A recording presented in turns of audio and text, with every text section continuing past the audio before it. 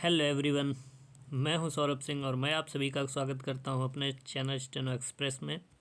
ये हमारा पॉलिटी का 4th वीडियो है और आज हम इसमें चर्चा करेंगे 1892 के अधिनियम की।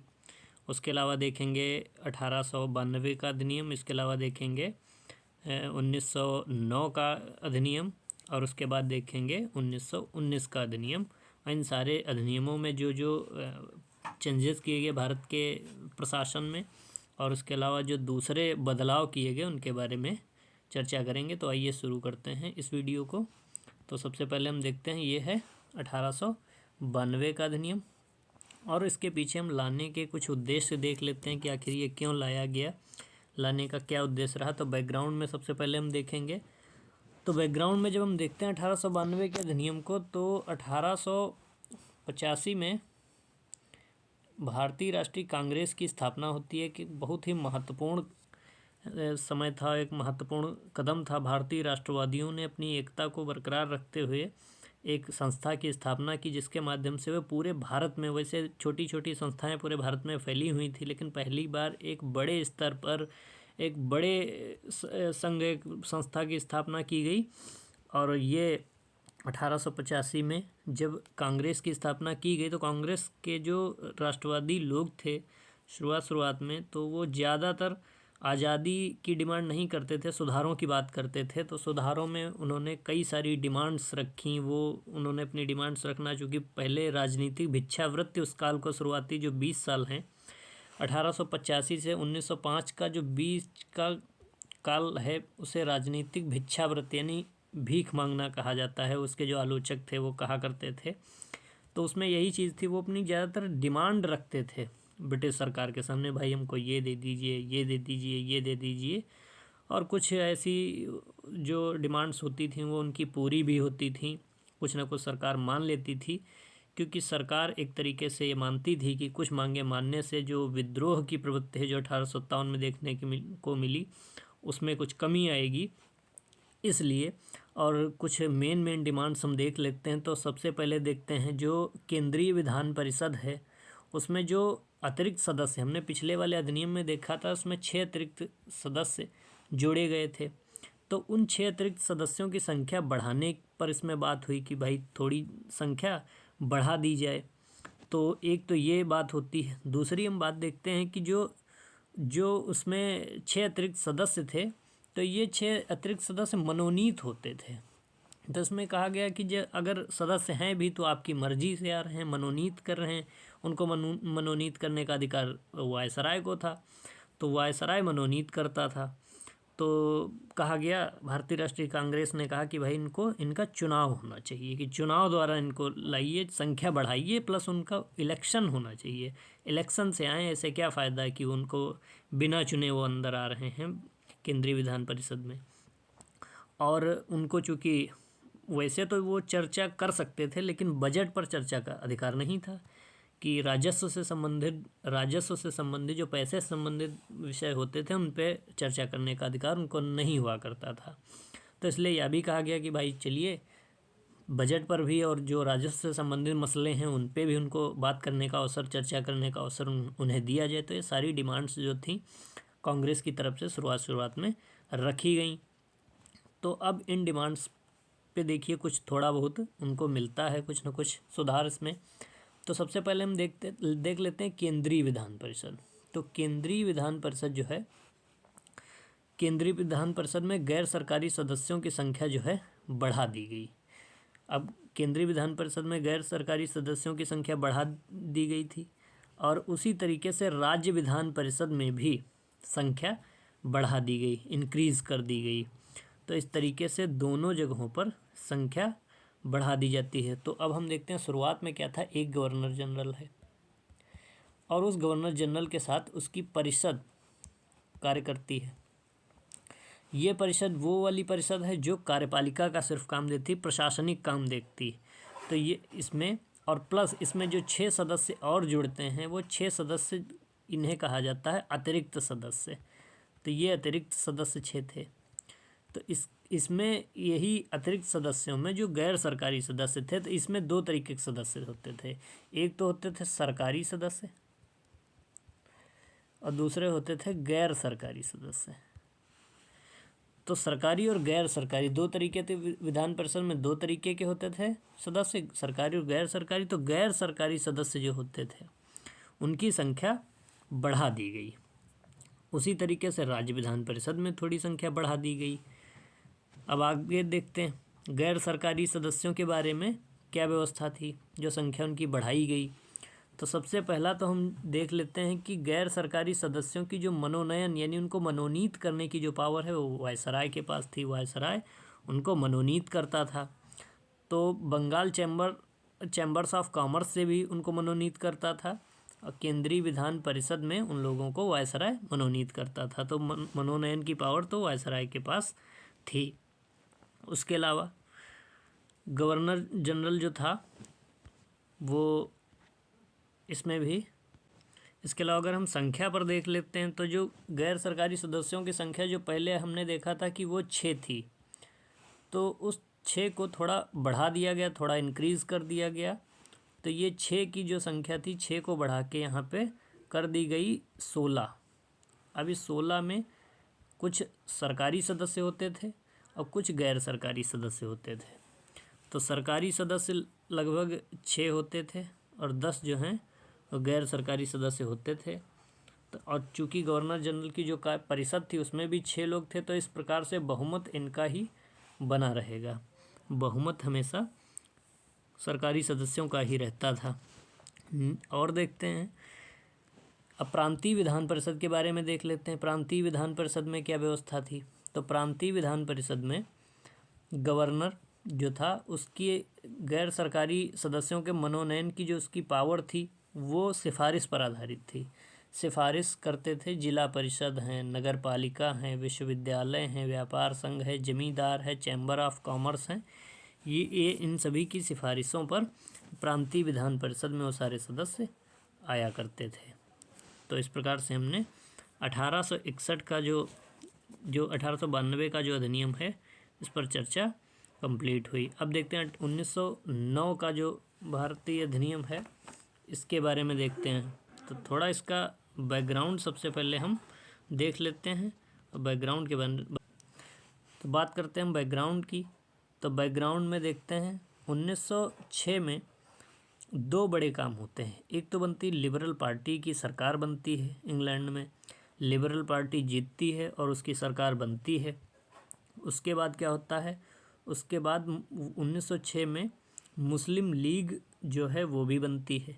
अब वो अपनी डिमांड, चूँकि उसका निर्माण सांप्रदायिकता के आधार पर होता है इसलिए वो अपनी डिमांड मुस्लिमों के पक्ष में रखती है और कहती है कि जो चुनाव तो होने चाहिए, चुनाव हों, उसके अलावा चुनाव के साथ साथ मुस्लिम जो कार्यपालिका की परिषद है, कार्यपालिका या केंद्रीय परिषद जो है उसमें जो कार्यपालिका वाले 6 लोग हैं उन 6 लोगों में से भारतीयों को स्थान तो दिया जाना चाहिए, लेकिन उनके स्थान के साथ साथ उसमें एक अगर हिंदू व्यक्ति दिया जाए या फिर कोई अन्य उसका दिया जाए धर्म का, तो उसमें एक मुस्लिम व्यक्ति को भी चुना जाना चाहिए। तो इस तरीके से ये एक नई डिमांड इनकी पैदा की जाती है। अब गवर्नर जनरल की इस परिषद में जो 6 लोग होते हैं उन 6 लोगों के बारे में भी हम देख लेते हैं। वो 6 लोग कौन कौन से थे। वो 6 लोग एक जैसे आजकल होम मिनिस्ट्री होती है तो उस समय का होम मिनिस्ट्री था, उसके पास एक व्यक्ति के पास अधिकार होते हैं। दूसरा मिलिट्री पावर किसी के पास होती हैं, एक के पास लॉ के पावर्स होते हैं, एक पास रेवेन्यू यानी राजस्व से संबंधित फाइनेंस वाली व्यवस्था कोई देखता है और कोई देखता है पब्लिक वर्क्स, जिस तरीके से जनता की समस्याओं को देखते हैं। तो इस तरीके से ये 6 लोग होते थे। इनके अलावा गवर्नर जनरल होता था। इन 6 लोगों में अभी तक कोई भारतीय नहीं था। बस मुस्लिम लीग की यही एक डिमांड थी कि इन 6 में से 2 कम से कम भारतीय हों और उन 2 भारतीयों में एक कम से कम एक मुस्लिम हो या उससे ज़्यादा भी हो सकता है। तो अब हम देखते हैं 1909 के अधिनियम को। तो 1909 का अधिनियम जब पास होता है तो इसे कहा जाता है मार्ले मिंटो सुधार। मार्ले मिंटो सुधार क्यों कहते हैं, क्योंकि जब कोई यह जो अधिनियम इस तरीके से सुधार के नाम से, मार्ले मिंटो सुधार के नाम से वो होता है क्योंकि उस समय भारत सचिव पहले आएगा, क्योंकि जब कोई अधिनियम पास होता था तो ब्रिटेन से होके आता था, तो ब्रिटेन में या इंग्लैंड में जो भारत सचिव बैठा हुआ है सबसे पहले उसका नाम आएगा भारत सचिव, और दूसरा जो नाम है वो आएगा यहाँ पर वायसराय का। तो इसमें कंफ्यूज मत होइएगा, जब कोई अधिनियम निकलेगा तो सबसे पहले इंग्लैंड से चलेगा, इसलिए वहाँ के व्यक्ति का नाम तो वो होता है भारत सचिव। भारत सचिव लॉर्ड मार्ले थे, और उसके बाद लॉर्ड मिंटो वायसराय थे, इसलिए वायसराय का नाम। तो इस तरीके से इसे कहते हैं मार्ले मिंटो सुधार। अब केंद्रीय विधान परिषद की व्यवस्था देख लेते हैं इसमें। तो हमने देखा 1892 का जो अधिनियम था, उस अधिनियम में जो डिमांड थी कि गैर सरकारी सदस्यों की संख्या बढ़ा दी जाए, तो अब भी डिमांड हो रहे हैं कि भाई गैर सरकारी सदस्यों की संख्या बहुत ज़्यादा कम है और ये संख्या बढ़ाई जाए। तो ये संख्या बढ़ाने के लिए फिर से संख्या बढ़ा दी गई। इस बार जो संख्या थी वो कितनी कर दी गई, क्योंकि ये 16 लोग हैं, ये 16 लोग हैं जो कि पहले थे, और 16 से बढ़ा के 60 कर दी जाती है संख्या। तो 60 कर दी गई है संख्या। और इस 60 का बाइफर्केशन कैसा होता है, किस तरीके से इनका वितरण होता है, इसमें सरकारी सदस्य यानी जो मनोनयन के आधार पर वायसराय जिनको मनोनीत करता था वो थे 28, और ये थे 32 जो थे। इसमें कुछ का चुनाव होता था, कुछ का वायसराय मनोनीत करता था। तो इस तरीके से सरकारी लोगों का ही बहुमत बना रहा। कैसे, ये 28 लोग जो हैं ये प्लस इसमें से कुछ जो मनोनीत होते थे वो मिलके उनकी संख्या बड़ी हो जाती थी और उनका बहुमत बना रहता था। तो इस प्रकार से ये व्यवस्थाएं थीं। उसी तरीके से प्रांतीय विधान परिषद, जिस तरीके से हमने देखा कि प्रांतीय विधान परिषदें बन चुकी हैं, एक बनती है पंजाब में, एक बंगाल में बनती है, और एक बनती है उत्तर पश्चिमी सीमा प्रांत में। तो उन तीनों प्रांतीय विधान परिषदों में भी संख्या बढ़ा दी जाती है। किसी में, चूँकि प्रांतीय विधान परिषदें अलग अलग हैं तो उनमें अलग अलग संख्या में वृद्धि की जाती है। इस प्रकार से वहाँ भी इनमें वृद्धि हो जाती है, प्रांतीय विधान परिषदों में भी।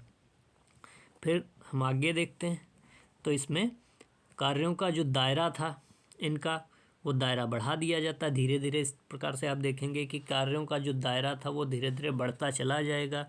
जो गैर सरकारी सदस्य थे, जिन्हें अब तक राजस्व पर बोलने का वो नहीं था, उन्हें अनुपूरक प्रश्न और संकल्प रखने की भी, अनुपूरक प्रश्न पूछने की अनुमति दे दी गई और संकल्प रखने की भी अनुमति दी गई। अनुपूरक प्रश्न वो होते हैं जैसे मान लिया आपने कोई एक क्वेश्चन पूछा, उसका किसी ने जवाब दिया, और उस जवाब के उसमें अगर आप कुछ और उसके बारे में पूछना चाहते हैं तो उसके बाद जो क्वेश्चन आप पूछते हैं उसे कहते हैं अनुपूरक प्रश्न। तो इस प्रकार से वो अनुपूरक प्रश्न होता था, वो भी पूछने की अनुमति इसके द्वारा दी गई। अब जिस तरीके से हमने देखा कि उसमें गवर्नर जनरल की जो कार्यकारी परिषद, एग्जीक्यूटिव काउंसिल होती थी, उसमें 6 व्यक्ति होते थे। 6 व्यक्ति विभिन्न मंत्रालय देखते थे।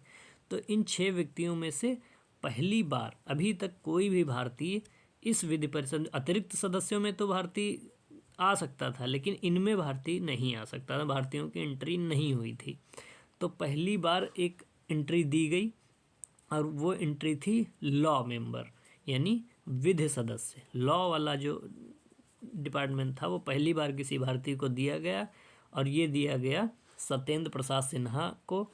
मुस्लिम लीग इससे काफ़ी दुखी हुई, उसे लगा कि भाई इसमें एक हिंदू सदस्य को मौका दिया गया लेकिन एक मुस्लिम सदस्य को मौका नहीं दिया गया। आगे चल के हालांकि मुस्लिम जो था वो चुना जाएगा इसके लिए। तो इस प्रकार से आप देखते हैं निर्वाचन, एक डिमांड हमने ये भी देखी कि निर्वाचन की बात हो रही थी कि भाई ये सारे लोग मनोनीत कर लिए जाते हैं, निर्वाचन की व्यवस्था नहीं होती। तो निर्वाचन की व्यवस्था तो हुई, लेकिन इसमें क्या हुआ, निर्वाचन पृथक कर दिया गया। पृथक निर्वाचन का मतलब है जैसे हिंदू, जो मुस्लिम माइनॉरिटी के लोग होंगे उनके लिए सिर्फ मुस्लिम ही खड़ा हो सकता है, वहाँ पे दूसरे धर्मों के लोगों को उनको वोट डालने का अधिकार नहीं मिलेगा। तो पृथक निर्वाचन की व्यवस्था इसमें कर दी गई। पृथक निर्वाचन में यह भी कर दिया गया कि मुस्लिमों को अलग अपना अधिकार मिलेगा वोट डालने का, और उनको चुनने का अधिकार सिर्फ मुस्लिम ही सिर्फ वोट करेंगे और मुस्लिम ही खड़े होंगे इलेक्शन में। तो इस प्रकार से मिंटो को, लॉर्ड मिंटो जो कि वायसराय था, उसे सांप्रदायिकता का जनक भी कहा गया। तो हम अगर देखते हैं सांप्रदायिकता की शुरुआत यहाँ से होती है, और मिंटो को इस बारे में ज्ञात भी था। उसने अपने एक लेटर में लिखा भी था कि हम नाक के दांत बो रहे हैं और इसका परिणाम थोड़ा भीषण होगा। सांप्रदायिकता फैलाने में यहाँ से सांप्रदायिकता की शुरुआत एक तरीके से मानी जाती है। और मुस्लिम लीग भी बन चुकी थी, तो सांप्रदायिकता की शुरुआत को आप आसानी से गेस करते हैं। चूँकि मुस्लिम लीग 1906 में बनती है, तो 1909 में सांप्रदायिकता की शुरुआत इनमें आ जाती है। सांप्रदायिकता के आधार पर व्यवस्थाएं बनने लगती। अब हम देखते हैं मॉन्टेग्यू चेम्सफोर्ड सुधार, जिसे कहते हैं भारत शासन अधिनियम 1919। इसे मॉन्टेग्यू चेम्सफोर्ड सुधार कहते हैं। चूँकि इसके नाम से आप जान गए होंगे कि उस समय मॉन्टेग्यू जो थे वो भारत सचिव थे, चेम्सफोर्ड जो थे उस समय भारत के वायसराय थे, इसलिए उन दोनों के नाम पे ये मॉन्टेग्यू चेम्सफोर्ड सुधार कहा जाता है। तो इसके बैकग्राउंड में देखते हैं, चूँकि प्रथम विश्व युद्ध चल रहा था। प्रथम विश्व युद्ध में भारतीयों को, चूँकि सारे नेता अंग्रेज़ों का दिल खोल के सहयोग कर रहे थे, वो उसमें थे कि कम से कम जब युद्ध खत्म होगा तो हमें बहुत सारे उसमें प्राइज़ मिलेगा कि भाई हमने आपकी मदद की है और इसके बदले में आप हमें काफ़ी सारे सुधार और वो देंगे। और फिर उसके बाद क्या हुआ, अंग्रेज़ों ने ये भी कह दिया कि भाई मुस्लिम लीग और कांग्रेस दोनों अलग अलग काम कर रहे हैं, तो इसलिए आपस में कोई ऐसा समझौता कीजिए। तो आगे चल के लखनऊ पैक्ट हो गया 1916 में दोनों के बीच में। उसमें यह भी कहा गया कि भाई अतिरिक्त सदस्यों की और संख्या बढ़ाई जाए। दोनों पैक्ट में यह तय किया गया कि अतिरिक्त सदस्यों की संख्या कम से कम 150 कीजिए, और ये कम है। तो मॉन्टेग्यू चेम्सफोर्ड सुधार का एक उद्देश्य ये भी था कि कुछ उत्तरदायी सरकार की व्यवस्था की जाएगी, कुछ ऐसी सरकार बनाई जाएगी कि उत्तरदायी सरकार बन सके। यहाँ तक कि इसमें कहा गया कि हम भारतीयों को धीरे धीरे आज़ाद कर देंगे आगे चल के, और एक ऐसी सरकार बनाएंगे जिसमें वो खुद शासन कर पाएँ। तो इसमें क्या किया गया, इसमें संघ सूची और राज्य सूची के विषय, जिस तरीके से आज हम 7वीं अनुसूची पढ़ते हैं, 7वीं अनुसूची में 3 प्रकार के विषय होते हैं। संघ सूची, राज्य सूची और समवर्ती सूची में अलग अलग विषय दिए हुए हैं, जिन पे संघ सूची पे केंद्र सरकार कानून बना सकती है, राज्य सूची पे राज्य सरकार कानून बना सकती है, और समवर्ती सूची पे दोनों सरकारें अपना बना सकती हैं कानून।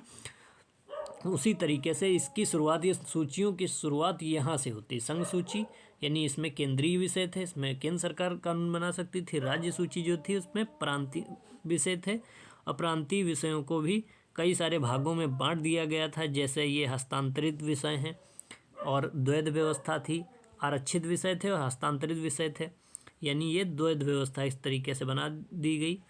द्वैध व्यवस्था में क्या था, गवर्नर और प्लस मंत्री जो थे वो विधान परिषद के प्रति उत्तरदायी थे, और उसके अलावा गवर्नर प्लस कार्यपालिका परिषद जो मिलके थे वो किसी के प्रति उत्तरदायी नहीं होते थे। इस प्रकार से यह द्वैध व्यवस्था बना दी गई। 2 प्रकार के विषय थे, हस्तांतरित विषय तथा आरक्षित विषय। उसके आगे हम चलते हैं, देखते हैं केंद्र में क्या व्यवस्था रखी गई है। तो केंद्र में जो केंद्रीय विधान परिषद है उसकी द्विसदनीय, उसमें अभी तक आप देख रहे हैं कि इसमें हम देख रहे हैं कि एक गवर्नर जनरल है, और उसके साथ उसकी परिषद है, और उसी में परिषद, ये तो कार्यपालिका है, इसी में कुछ गैर सरकारी या फिर कुछ अतिरिक्त सदस्य भी जोड़ दिए गए, जिनको अधिकार नहीं दिए गए, लेकिन यह सारी व्यवस्था एक ही सदन है। लेकिन अब सदन 2 बना दिए गए। जिस प्रकार से हमारे यहाँ लोकसभा, राज्यसभा, ये 2 सदन अलग हैं, तो इन 2 अलग अलग सदनों के बनने की कहानी आप देखेंगे कि 1919 से शुरू होती है। 1919 में ये व्यवस्था बनती है, और यहाँ से इस तरीके से शुरुआत होती है 2 अलग अलग सदनों के बनने की। तो 2 अलग अलग सदन बनते हैं। पहली को कहते हैं काउंसिल ऑफ स्टेट्स, जिसे आजकल हम राज्यसभा कहते हैं, और दूसरी बनती है लेजिस्लेटिव असेंबली, जिसे हम कहते हैं लोकसभा। तो उस तरीके से उस टाइम यही नाम थे, हमने राज्यसभा और लोकसभा इसलिए लिख दिया ताकि आप आसानी से समझ पाएँ। तो जिस तरीके से आजकल राज्यसभा में कम मेंबर होते हैं, उस प्रकार से उस समय भी इसमें 60 मेंबर थे। जिस तरीके से आजकल लोकसभा में ज़्यादा मेंबर होते हैं, उसी तरीके से यहाँ पर लोकसभा में 145 मेंबर हैं। ठीक, तो राज्यसभा में उस समय चूँकि 60 थे, तो उनमें से जो इलेक्टेड लोग थे वो 33 थे, और जो नॉमिनेट किए जाते थे यानी मनोनीत उनको वायसराय के द्वारा किया जाता था वो 27 थे। उसके अलावा लोकसभा में चुनाव के द्वारा 104 लोग आते थे, और मनोनीत सदस्य जो थे वो 41 थे। आगे देखते हैं, वायसराय की कार्यकारिणी में जो 6 सदस्य थे, अब यहाँ पे चूँकि पिछले वाले में हमने देखा था 1909 में जो व्यवस्था थी, 1909 में एक सिर्फ लॉ मेंबर आया था, लेकिन इस बार क्या हुआ, वायसराय की कार्यकारिणी के जो 6 सदस्य हैं, home, military, law, revenue, finance और पब्लिक वर्क्स, उन 6 लोगों में से अब 3 भारतीय जरूर होंगे। ये व्यवस्था बना दी कि आधे भारतीय होंगे। अब पृथक निर्वाचन जो था, पृथक निर्वाचन जिसमें हमने देखा था सिर्फ मुस्लिमों के लिए व्यवस्था, मुस्लिम लीग पर 1909 में जो मिंटो ने जो व्यवस्था बताई थी, कहा था कि हम नाक के दांत बो रहे हैं, इसका परिणाम भीषण होगा, तो वो मुस्लिमों की व्यवस्था उन्हें इतना भा गई, इतना अच्छी लगी कि हमने मुस्लिमों को हिंदुओं से एक तरीके से बांट दिया है, इसको हम आगे थोड़ा और फैलाते हैं, सांप्रदायिकता का विस्तार करते हैं, जिससे हमें अलग अलग लोगों को तोड़ने में, और फूट डालो राज्य करो की नीति जो उनकी थी उसे थोड़ा वो और विस्तारित करना चाहते थे। तो उन्होंने सिखों को भी अलग निर्वाचन की व्यवस्था दी, ईसाइयों को अलग निर्वाचन की व्यवस्था दी, आंग्ल भारतीय उनको भी अलग व्यवस्था दी, और यूरोपियनों के लिए भी अलग व्यवस्था की। तो इस तरीके से इनका भी विस्तार कर दिया गया, और विस्तार से उनको फ़ायदा ही हुआ, क्योंकि भारतीयों में फूट डालो राज्य करो की व्यवस्था उन्होंने आगे बढ़ाई। अब देखते हैं जो इलेक्शन, हमने देखा कई सारे लोग इसमें निर्वाचित हैं, जिनका चुनाव के द्वारा उनका इलेक्शन होता है, वो चुन के सदस्य बनते हैं। लेकिन यहाँ पर आप ये बिल्कुल मत समझिएगा कि जो इलेक्शन होता है वो आज की तरीके से होता है कि हर उस व्यक्ति को सार्वभौमिक मताधिकार नहीं था। सार्वभौमिक मताधिकार यानी भूमि पर जो भी 18 साल से ऊपर है उसे वोट डालने का अधिकार है, ऐसा उस समय बिल्कुल नहीं था। सिर्फ चुनिंदा लोगों को वोट डालने का अधिकार था, यानी जिनके पास बहुत अच्छी संपत्ति है। एक संपत्ति निश्चित कर दी गई, भाई आपके पास अगर इतनी संपत्ति तो इसके ऊपर फिर आप कर कितना देते हैं, आप टैक्स देते हो, प्लस आप पढ़े लिखे होने चाहिए। तो ये सारी चीज़ें कर दी गई, और उस समय आप कल्पना ही कर सकते हैं कि भारतीयों का कितना बड़ा तबका सिर्फ पढ़ा लिखा होता था, और कितना लोग टैक्स देते होंगे, और कितने लोगों के पास अच्छी खासी संपत्ति। उस समय भारत बहुत ज़्यादा गरीब था, तो इस वजह से संपत्ति कर और शिक्षा के आधार पर सिर्फ गिने चुने लोगों को वोट डालने का अधिकार था, वही लोग चुनते थे। उसके अलावा एक व्यवस्था की गई, चूँकि भारत सचिव के पास अब देख रहे हैं बहुत ज़्यादा कार्य हो गया, विस्तार हो गया, तो उसका बोझ कुछ कम करने के लिए लंदन में एक हाई कमिश्नरेट बनाया गया, उच्चायुक्त कार्यालय, हाई कमिश्नरेट का ऑफिस बनाया गया, और उच्चायुक्त कार्यालय जो था वो लंदन में बना। और भारत सचिव के कुछ कार्य जो माइनर वर्क होते थे, यानी कुछ काम उसे सौंप दिए गए, ताकि भारत सचिव का कुछ बोझ हल्का किया जा सके। इस तरीके से ये व्यवस्था कर दी गई। इसके अलावा हम ICS वाली व्यवस्था जो देखते हैं, ICS की जो होता था उसका एग्ज़ाम, तो उसे कराने के लिए केंद्रीय लोक सेवा आयोग बना दिया गया। जिस तरीके से आज UPSC है, यूनियन पब्लिक सर्विस कमीशन, उसी तरीके से 1926 में केंद्रीय लोक सेवा आयोग की स्थापना की गई, ताकि जैसे SSC वगैरह जैसे अपने एग्ज़ाम कराते हैं, उसी तरीके से केंद्रीय लोक सेवा आयोग जो है इस एग्ज़ाम को कराएगा। उसके अलावा केंद्र का जो बजट था और राज्य का जो बजट था, दोनों बजट को अलग कर दिया गया। आपने देखा इस तरीके से कि प्रांतीय, आपने इसके वीडियो के शुरुआत में ही देखा कि दोनों जो विषय थे, प्रांतीय और केंद्रीय विषय थे, संघ सूची और प्रांतीय सूची वाले विषय बांट दिए गए। तो अब बजट भी बांटना पड़ेगा, तो दोनों का बजट भी अलग अलग कर दिया गया। उसके अलावा हम देखते हैं एक विधि आयोग बनाया गया। विधि आयोग की व्यवस्था क्या होगी, विधि आयोग बना दिया गया।